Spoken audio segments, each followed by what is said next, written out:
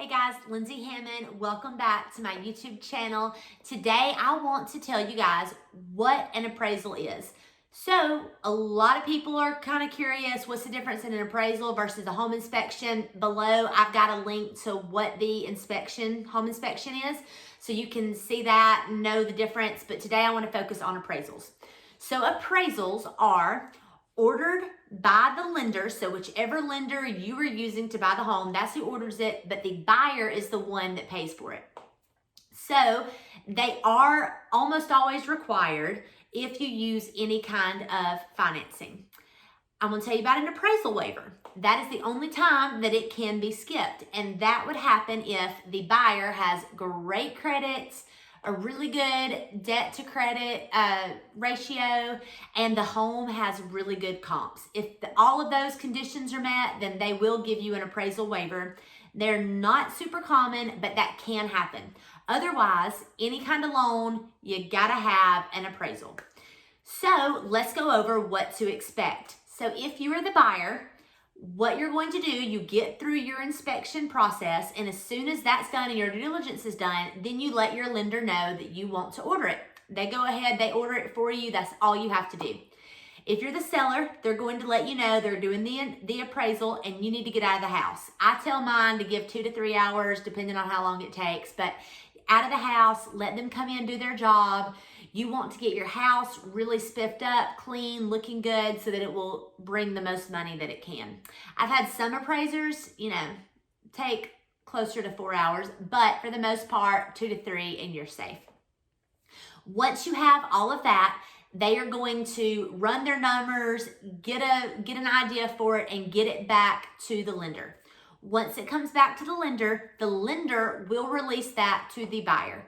And when it comes back, the lender's going to say it appraised for X amount and we need X done to complete it. So you do not have to share that value with the seller. I do not share it unless it came under. That's for you. If you got a house for, that appraised for $260 and you only paid $250, heck yeah, you just got $10,000 in equity. That's awesome. Don't tell anybody that.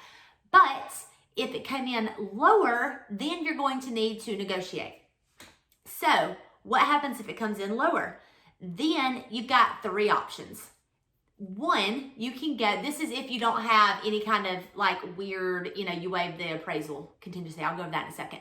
But you've got 3 options. One, you can negotiate with the seller and, say, hey, you're going to have to pay for this. I don't have any extra cash. You've got to come down and do that. Even in this crazy market, that's what I just did with one of my buyers, and they came off that price and met us at what it appraised for. The second option, you guys can meet in the middle. You can say, look, it appraised for $260. I, don't want to come up to the $270 price range. Let's meet at $265. And that's fine. And then your third option is you can always walk away. The seller does not have to come down to what that appraisal value is, but the buyer is also not at hook to buy it at that if it comes in less than what the price is. So that's something to think about. There are a couple of different scenarios that are going on right now. Because of bidding wars, you will see people that are waiving that appraisal or they're offering that appraisal gap. So if they're waiving the appraisal, that means that they are saying that they're not even, whatever the appraisal is, they're going to cover it. They're not even giving this a chance. They've got extra cash and they'll pay for it. They're not worried about it. And not in our area, but I've heard of others that are going $50,000 above and they're not appraising for that and they're paying for it out of pocket. So if you've got the cash for that and you love that house, more power to you. I've also seen an appraisal gap, and this is something that's more common here. So that says, I will pay X number of dollars over where this appraisal comes in at. So if the appraisal comes in at $250 and I offered you $260, I'm willing to pay $5,000 over where that is, and you'll be good to go.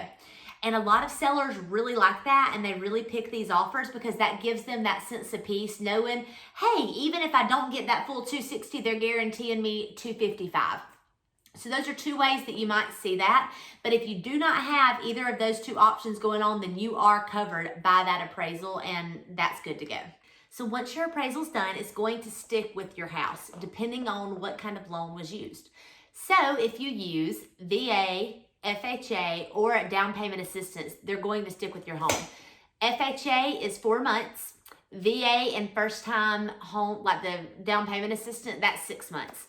So what that means is that if you purchase your house with a VA loan and it appraises for $250, that's my favorite number, then that $250 is going to stick with that home if anybody else uses a VA loan in 6 months. So if something, God forbid, came up and you had to sell in 2 months and they were VA buyers, that appraisal, whatever that is, that's going to be on the home.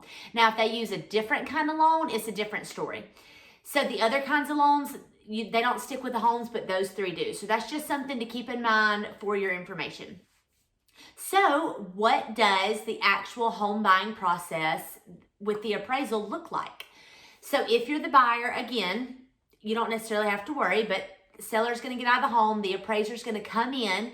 He is going to already have done his CMAs. So if you're wondering what a CMA is, check in the description below. I've got a whole video on how we calculate CMAs, gives you more of an in-depth kind of thing. But he's going to run another CMA and he's going to look at neighborhoods, what's being sold for what, look at these comparables. Now, if you live in a spot that does not sell quite as frequently as other areas, they do take that into consideration and they will broaden that search a little bit. They also are looking at how much the market has gone up because, as you know, prices are going up. So we are seeing major increases even from 6 months ago. So they look at all this and they get that kind of ballpark number. Then they're going to come in the house and they're going to look around and see, what's the general condition of the house? What are the updates that have been done? What does the layout and different things like that are going to affect the value? They are also going to look at needed repairs. So when they come in, they are looking at what needs to be fixed before that loan will be approved. This is why a lot of people that are sellers like to go with cash or conventional, because cash, they don't have this, and conventional, when those appraisers come in, they're not nitpicking and looking for those small things typically. They just come in and look and get the value. But if you have the VA, the FHA, USDA, down payment assistance, those appraisers are extremely picky. So they're coming in and looking for things like, is there any peeling paint? Do the handrails look like they are? Siding things, they're looking to make sure all of that is good. Looking at the foundation, and one of these, I know they just had a crack that was like running down the driveway and it got kicked out because of that. So they are a lot more picky about things when they're looking at it from that side of view. So just to kind of give you an idea of what they're looking for, what it looks like, once they have that information, then the appraiser is going to send the value and the request for repairs to the buyer's lender. The lender will then take it through their underwriting process. They give it to the buyer and say it's worth X amount and this is what's needed. Again, if it's overpriced, hallelujah, the buyer just got some equity, no worries. If it's underpriced, you got to go back to those negotiations and see what can get done. But either way, the needed repairs have to be done before the loan can close. So whatever those needed repairs are, those will have to be completed depending on which one of you guys want to complete it. I've even seen them come in and want things such as light plate covers in a garage that were missing. So they're going to come in, they're going to ask for those things, and then once you have all of that done, you're good to go and you'll get to close on the home.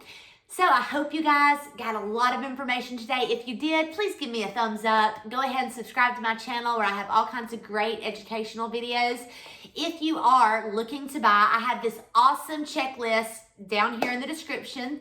It'll go over the steps that you go through when buying, and I have a really nifty calculator that will tell you what your down payment would look like if you have to put one down and what you can estimate closing costs. So download that as my free gift to you. Enjoy that. As always, subscribe away, guys. Let me know what you think in the comments below, and check out my other videos that can give you some really good information and stay up to date on what's going on. Thanks for tuning in.